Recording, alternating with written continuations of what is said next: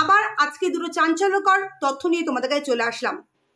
এই যে অপূর্ব বিশ্বাস, সে কিন্তু সিবিআই এর একটা ডোজেই কিন্তু সে সমস্ত কিছু উগড়ে দিয়েছে। না, ডোজ মতলব কোনো মারধর নয়, তাকে এক কথাতেই সে সমস্ত কিছু বের করে দিয়েছে। যেখানে বিরূপাক্ষ বিশ্বাস আর অভিক দে কিন্তু তারা কিন্তু সিবিআই এর কাছে কিছু তেমন একটা বলেনি, তাদের কাছে কিছু কিন্তু তেমন একটা জানা যায়নি। তারা যে একের পর এক মিথ্যেকে ধামাচাপা দেওয়ার চেষ্টা করছে সেটা কিন্তু পরিষ্কার বোঝা যাচ্ছে। যেখানে এই অপূর্ব বিশ্বাসকে একবার বলাতেই সে সমস্ত কিছু বলে দিয়েছে এবং এমন কিছু তথ্য সে দিয়েছে যেটা শুনলে তোমরা সত্যি অবাক হয়ে যাবে। এবং তার সাথে তোমাদের বলে রাখি, এই আরজি করে এত বড় মেডিসিনের এত বড় দুর্নীতি সেটা তো তোমরা শুনেছো। তার সাথে কিভাবে পুরনো জিনিসকে সেগুলোকে আবার রিইউজ করা হতো, সত্যি অবাক কাণ্ড।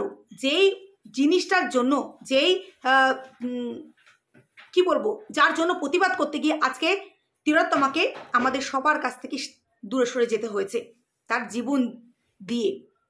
চলো ভিডিওটা শুরু করি, সমস্ত তথ্য তোমাদের কাছে তাহলে চলে আসবে। তো হ্যালো বন্ধুরা, তোমরা সবাই কেমন আছো? আবার একটা নতুন ভিডিওর সাথে তোমাদের সম্পর্কে স্বাগত। তো ভনিতা না করে আসল তথ্যেই চলে আসি।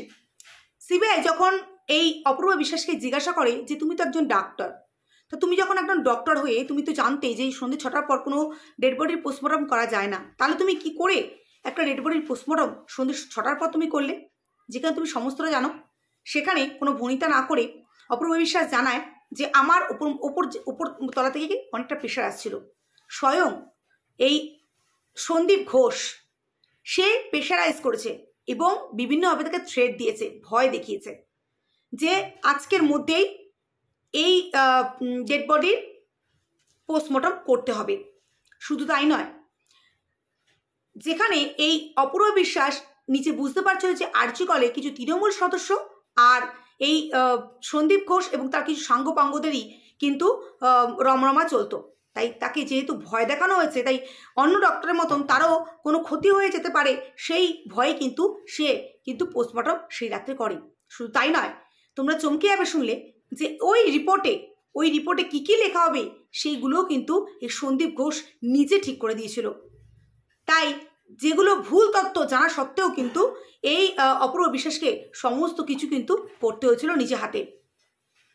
এরপরে এই কথা শোনার পর যখন নাকি সিবিআই এই বিরূপাক্ষ বিশ্বাসকে জিজ্ঞাসা করে এবার তুমি কি বলবে, এবার তোমার নামটাও তো এখানে এসছে, তুমি এবার কি বলতে চাও? যখন বিরূপাক্ষ বিশ্বাস এবং অভিজ্ঞদের নামও এই অপূর্ব বিশ্বাস নিয়েছে তখন সিবিআই তাকে জিজ্ঞাসা করেছে এবং সেখানে এই বিরূপাক্ষ বিশ্বাস তখন নিজে স্বীকার করে যে আমি একজন তৃণমূলের পদে রয়েছি এবং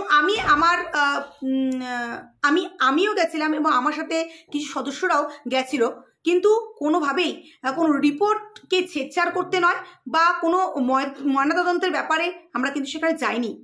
আমরা আমাদের ওখানে সেই সময় যেতে হতো তাই আমরা গেছি।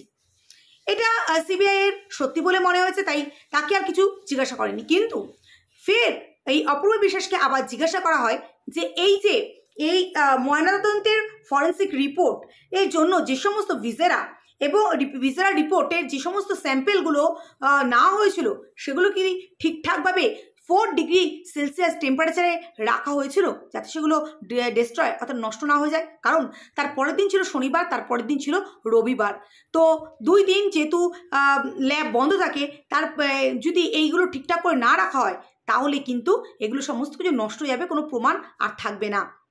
সেখানে দাঁড়িয়ে অপূর্ব বিশ্বাস তার সমস্ত তথ্য সে সিবিআইকে দেয় যে তিলোত্তমার ডেড বডি, তিলোত্তমার এই সমস্ত বডি স্যাম্পল কীভাবে রাখা হয়েছিল, ঠিকঠাক করে রাখা হয়েছিল কিনা, কোথায় রাখা হয়েছিল, সমস্ত তথ্য কিন্তু সিবিআই হাতে তুলে দিয়েছে। এখানে কিন্তু সিবিআই হাতে অনেক বড় এই ইনভেস্টিগেশন অনেক বড় কিন্তু তথ্য হাতে চলে এসেছে। এবার তোমাদের একটা টাইমিংয়ের ব্যাপারে বলি বন্ধুরা, টাইমিংটা ভালো করে শুনবে, তাহলেই তোমরা বুঝতে পারবে যে এর পিছনে কত বড় ষড়যন্ত্র চলছে। 9ই আগস্ট যেদিনকে এই সঞ্জয় রায় আরজি কর হসপিটালে ঢুকেছিল, 3:42-এ তাকে প্রথম কোথায় দেখা যায়? তাকে দেখা যায় আরজি কর মেডিকেল কলেজের গেটে। এই 3:42 থেকে 3:48-এর মধ্যে সে ওই গেট থেকে সেমিনার এমার্জেন্সি বিল্ডিংয়ের সামনে তাকে ঢুকতে দেখা যায়। 3:42 থেকে 42-এ সে কলেজের সামনেই ছিল গেটে, তারপরে 3:48 সে কোথায় ছিল, এমার্জেন্সি বিল্ডিংয়ের সামনে। তারপরে 4:03 সেমিনার হলের দিকে তাকে ঢুকতে যেতে দেখা যায়। অর্থাৎ 3:48 থেকে 4:03 15 মিনিট, হ্যাঁ, তাকে কিন্তু ঢোকার সময় 15 মিনিট তার সময় লাগে সেমিনার রুমে ঢুকতে এই এমার্জেন্সি বিল্ডিং থেকে। এবং 4:03 এসে সেমিনার রুমে ঢোকে এবং 4:32 সেমিনার হল থেকে বেরোতে তাকে দেখা যায়। অর্থাৎ প্রায় 30 মিনিট তাকে কিন্তু ওই সেমিনার রুমের ভিতরে দেখা যায়। এবং সেমিনার হলের নিচে আরজি কলেজ গেটের বাইরে তাকে দেখা যায় 3:37 মিনিট তাকে সেখানে দেখা যায় সে তার বাইক নিয়ে সে আবার চলে যায়। অর্থাৎ এই যে 4:03 সেমিনার রুম থেকে 4:32 সেমিনার হল থেকে সে যে বেরিয়ে গেছে, সেখান থেকে তার গেটে আসতে সময় লেগেছিল কত, 5 মিনিট। কিন্তু ঢোকার সময় তার কত সময় লেগেছে, তার সময় লেগেছে 3:48 মিনিটে। সে এমার্জেন্সি বিল্ডিং থেকে তার সেমিনার রুমে যেতে তার সময় কত লেগেছে, প্রায় 15 মিনিট। তাহলে বেরোনোর সময় তার 5 মিনিট সময় লাগলো, আর ঢোকার সময় তার 15 মিনিট সময় লাগলো। কেন? তার মাঝখানে কি সে কারোর সাথে কথাবার্তা বলছিল? কারণ যেখানে এই যে বিভিন্ন জায়গার এই যে ভিডিও যেগুলো সিসিটিভি ফুটেজে রয়েছে সেগুলো কিন্তু ট্যাম্পারিং করা হয়েছে। এবং আমরা যেটা জানা গেছে যে সেখানে কিন্তু একটা ডিভাইসও কাজ করছে, যাই মানে কিছু কিছু সময় যেন সেই ক্যামেরাগুলো বন্ধ হয়ে যায়। তাহলে কি এই যে এই সময়ের মধ্যে এই সঞ্জয় রায় কারোর সাথে কথাবার্তা বলেছে বা অন্য আরও কিছু করতে পারে, যেগুলো আমাদের কিন্তু জানা নেই। এই যে এই সময়টাই কিন্তু বলে দিচ্ছে যে সে কিন্তু তার মানে এই ভিতরে কিন্তু কিছু একটা ষড়যন্ত্র চলেছে। নাকি তাকে বলা হয়েছিল হ্যাঁ যে তুমি সেমিনার রুমে যাও, সেখানে সমস্ত কিছু তোমার জন্য রাখা আছে, এরকম কিছু বলা হয়েছে, যেগুলো যে ভিডিও ক্লিপগুলো আমাদের সিবিআই হাতে তুলে দেওয়াই হয়নি। এবার তোমাদেরকে আর একটা কথা জানাই, আর একটা বিস্ফোরণ তথ্য দিয়ে তোমাদের কাছে যেটা এসেছি। এই যে আরজি কলেজ এই যে মেডিসিন সংক্রান্ত যে তথ্যগুলো, যে এই যে মেডিসিন এত মানে এর কোয়ালিটি এতটাই খারাপ যে রোগীকে যে মেডিসিন দেওয়া হতো সেই মেডিসিনে সেই রোগীর মানে শরীর ঠিক হতো না। শুধু তাই নয়, এই যে পুরনো ইনজেকশন, পুরনো সিরিঞ্জ এবং পুরনো যে সমস্ত জিনিসগুলো রয়েছে, আরও অন্য সব যন্ত্রপাতি, সেগুলোকে কি করা হতো, এই আরজি কল থেকে নিয়ে গিয়ে হ্যাঁ এটা করা হতো বানতলায় বায়োমেডিকেলের বজ্র পদার্থগুলোকে সেগুলোকে আবার পরিষ্কার করে সেগুলো রিউজ করা হতো। মানে বুঝতে পারছো এই আরজি করে যে এই দুর্নীতি কিভাবে চলতো, যেটা এক ডক্টর যেখানে বলেছেন এই যে বায়োমেডিকেলের বজ্র থেকে মারাত্মক সংক্রমণ রোগ হতে পারে। কারণ আমরা জানি যে এই যে ইনজেকশনের সিরিঞ্জ একজনকে ব্যবহার করে দেওয়ার পর কিন্তু আমরা এটাকে ফেলে দিই, সেটা কিন্তু নষ্ট হয়ে যায়, ইউজ অ্যান্ড থ্রো যাকে বলে। কিন্তু সেই সব জিনিসগুলোকে নিয়ে গিয়ে এই বানতলায় একটা জায়গায়, যেটা বাইরে থেকে মনে হয় যে একটা বাড়ি, কিন্তু ভিতরে কিন্তু এই সমস্ত 2 নম্বরই কারবার চলছে। যেখানে এক রিপোর্টার এক চ্যানেল থেকে যাওয়ার পর সেখানে যখন দেখা যাচ্ছে যে বস্তা বস্তা এই সমস্ত 2 নম্বরই জিনিসে ভরা, এবং সেগুলোকে পরিষ্কার করে মুছে শুকিয়ে আবার আরজি কলে পাঠানো হতো এগুলো রিউজ করার জন্য। মানে বুঝতে পারছো যে এর থেকে রোগীদের কতটা সংক্রমণ হতে পারে, বা হয়েছেও হয়তো, তারা কেউ জানতেও না, বুঝতেও পারতো না। মানে কি এই যে এইগুলো সংক্রান্ত কি চলছে এই আরজি কল সংক্রান্ত, যার প্রতিবাদ করতে গিয়ে আজকে তিলোত্তমা আর আমাদের মাঝে রইল না।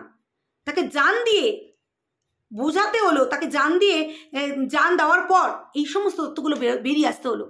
আজকে আমাদের স্বাস্থ্যমন্ত্রী কি করছেন, কি দেখছেন? তাহলে আজকে যদি প্রথম থেকেই উনি যদি এই সমস্ত জিনিস দেখতে পারতেন, এই সমস্ত সংক্রান্ত জিনিসে উনি যদি তত্ত্বাবধান করতেন, তাহলে হয়তো আজকে তিলোত্তমাকে আমাদের মাঝখান থেকে চলে যেতে হতো না। আজকে একটা মেয়ের জীবন দিয়ে এগুলোকে দেখতে হচ্ছে।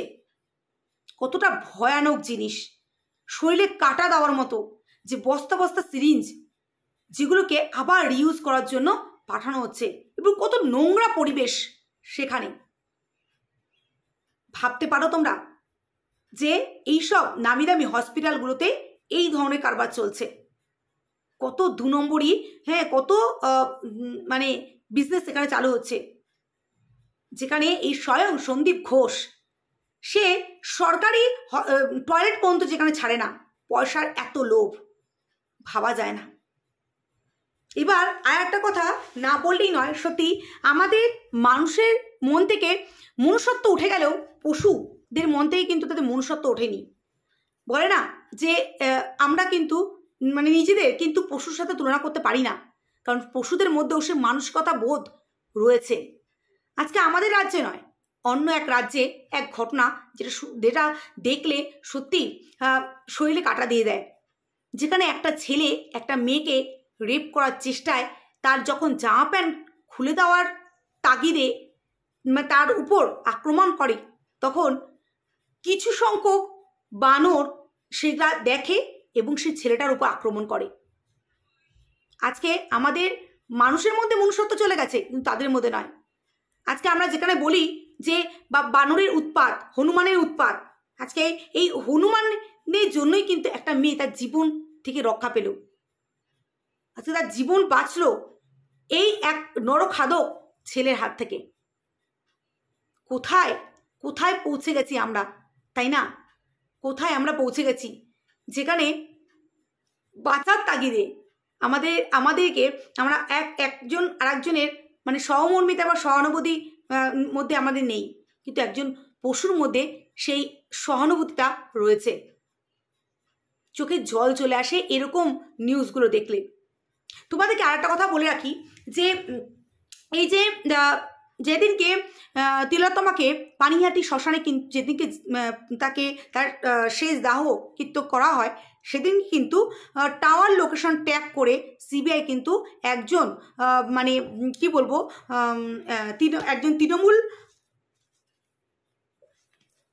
একজন তৃণমূল বিধায়কের কিন্তু টাওয়ার লোকেশন পেয়েছিল। এবার উনিকে পরবর্তীকালে জানা যায় উনি হচ্ছেন এই পানিহাটি পৌরসভার একজন বিধায়ক, ওনার নাম হচ্ছে নির্মল ঘোষ। ওনাকে কিন্তু এখন সিবিআই তলব করেছে এবং এটাও জানা যায় যেখানে তিলোত্তমার মা বাবা বারে বারে বলছিলেন যে আমার মেয়ের শেষ কৃত্য সম্পূর্ণ হওয়াতেও কিন্তু সেখানেও কিন্তু আমাদের টাকা দেওয়া হয়নি।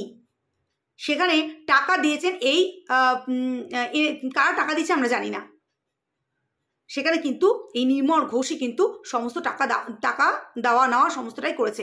তোমাদের আরেকটা কথা জানাই যে এই যে সব দেহ নিয়ে যাওয়ার যে গাড়ি চালক, সেও কিন্তু মানে বিস্ফোরণযুক্ত তথ্য দিয়েছে এই কিছু রিপোর্টারদের। সেখানে সে বলেছে যে আমাকে যখন নাকি এই তিলোত্তমার ডেড বডি আমার গাড়িতে তোলা হয়, তখন কিন্তু আমাকে আরজি কলের সামনের গেট দিয়ে নিয়ে যেতে দেওয়া হয়নি, আমাকে আরজি কলের পিছনের গেট দিয়ে নিয়ে যাওয়া হয়েছিল এবং পুলিশরাই আগে থেকে চালান কেটে রেখেছিল যাতে আমার গাড়িটা কোনো জায়গায় না দাঁড় করায়। এবং যখন আমি মানে সেই পানিহাটি শ্মশানে আমি যখন যাই, সেখানে আমি প্রায় আধ ঘন্টা মতন ছিলাম। যেই ট্রেটা করে ডেড বডি নিয়ে যায় সেই ট্রেটার জন্য আমি অপেক্ষা করছিলাম এবং আমি যখন নাকি ট্রেটা আমাকে ফেরত দেয়, তখন আমি আর টাকা পয়সা চাইনি, কারণ এরকম সিচুয়েশনে টাকা পয়সা চাওয়া যায় না। তখন আমি গাড়িটা নিয়ে যখন চলে যাবো, তখন এক পুলিশ কর্মচারী দৌড়ে এসে আমার কিন্তু ভাড়াটা দিয়ে দেয়। মানে এখানে যে পুরোপুরি বোঝাচ্ছে যে পুলিশের যে কতটা সহায়তা ছিল, সেটা কিন্তু টালা থানা ওসি এবং আরও অনেকজন পুলিশ কিন্তু এখন সিবিআইয়ের আন্ডারে, তোমরা জানোই যে এখানে কত মানে একটা মেয়েকে সরিয়ে দেওয়ার জন্য কত বড় প্ল্যান এবং কত বড় ষড়যন্ত্র করা হয়েছিল। ষড়যন্ত্র করা হয়েছে তাকে এখান থেকে কীভাবে সরানো যায়। তার মা শুধুমাত্র মেয়ের কাজটুকুই করতে পেরেছে, আদার্স কিচ্ছু না। যখন এই তিলোত্তমার বাবা বলতে বলতে কেঁদে ফেলেছে না, সত্যি বুকটা ফেটে গেছে যে আমার মেয়ে কি বলবে যে বাবা আমার শেষ কার্যটাও তুমি টাকা দিতে পারলে না। আরে এখানে এই যে বড় বড় মাথারা, তারা নিজেদেরকে বাঁচানোর জন্য তারা ভাবলো না তাদের ঘরেও সন্তান আছে, তারাও কোনো সন্তানের বাবা মা আছে, তাদের সাথে যদি এরকম হতো তাহলে তারা কেমন লাগতো তাদের। আজকে তিলোত্তমার মা বাবা বুঝতে পারছে যে তাদের কেমন লাগছে। হ্যাঁ, হয়তো জানি না, আমি এখনো পর্যন্ত জানি না তিলোত্তমা বিচার আদৌ পাবে কিনা, কিন্তু একটা সময় আমরা সবাই সবার মতো স্বাভাবিক হয়ে যাব। কিন্তু তার বাবা মায়ের বুকটা যে খালি হয়ে গেছে, তার বাবা মায়ের বুকটা কিন্তু কোনোদিনও ভরবে না। কারণ যার যায় সেই একমাত্র বোঝে। আমাদের দেশের শাসন ব্যবস্থা এতটাই সত্যি জঘন্য যে সেখানে দাঁড়িয়ে কেউ মানে স্বনির্ভর বা কেউ মানে নিজেদের সুরক্ষা নিজেরা করতে পারে না। সত্যি হাসি পায়। এখন সিবিআই নির্মল ঘোষকে ধরেছে, এবার যাচাই হবে, ওনাকেও জিজ্ঞাসাবাদ করা হবে, কতটা কি পাওয়া যায় সমস্তটাই পরবর্তীকালে ভিডিওতে আমরা পেয়ে যাব, এবং পেলে অবশ্যই তোমাদের কাছে সেই তথ্যগুলো তুলে নিয়ে আসবো। তো চলো আজকের মতো ভিডিওটা এই পর্যন্তই। তোমরা সবাই ভালো থেকো, সুস্থ থেকো। আসছি আবার আরেকটা ভিডিও নিয়ে, ততক্ষণের জন্য নমস্কার।